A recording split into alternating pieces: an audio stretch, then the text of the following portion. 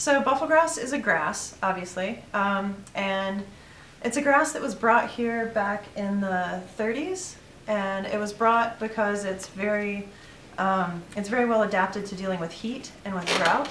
And so it was brought here because there was a drought going on, and they were looking for something that they could feed their cattle and to stop erosion. And so it hung out for a long time before it started moving up into the hillsides and becoming a problem.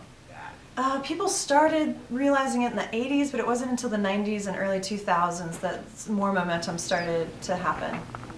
If we'd really gotten on top of it then, it wouldn't be the problem, obviously, that it is now. But I think we've got a lot of momentum happening now. The whole idea is trying to preserve the Sonoran Desert. So it's not really that enjoyable, but the rewards are that you're trying to get things back to a natural state.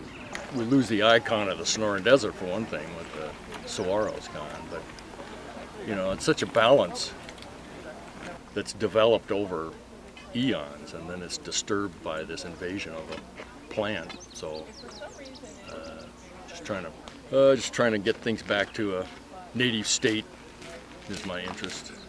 I've told my volunteers if every Tucsonan would just come out one morning in their life and help us battle buffelgrass, either digging it out or spraying or whatever they prefer, we would have no buffelgrass problem in Tucson.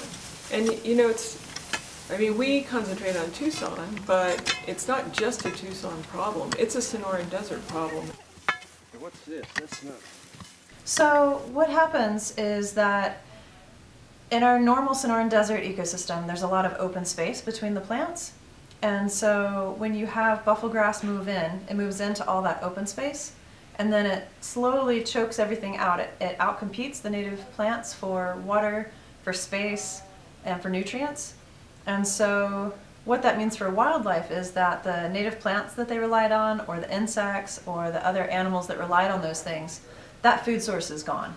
Well, we are losing biodiversity, and we're, in the long run, if buffelgrass blankets, say, the Catalinas, then new saguaros can't come up through that buffelgrass. And so over time we'll lose saguaros, and we'll lose everything that relies on them. But also, more importantly for us in the immediate timeline, is that it really changes the fire regime. And so it creates a very hot fire. It's between 14 and 1600 degrees, which you've got some metals melting at that temperature. And native plants burn at about 150 to 700 degrees is sort of their range. So it's a much hotter fire. And we've got buffelgrass, up in the hillsides, but we've also got it all through town.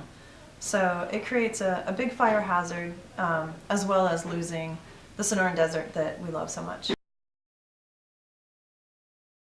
I would encourage people to go to our website.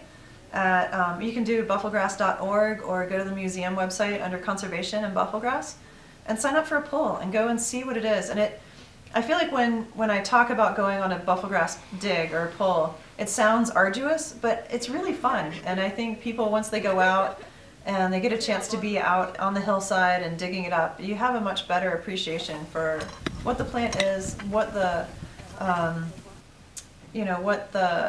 the breadth of the problem. You really get a sense of how big the issue is.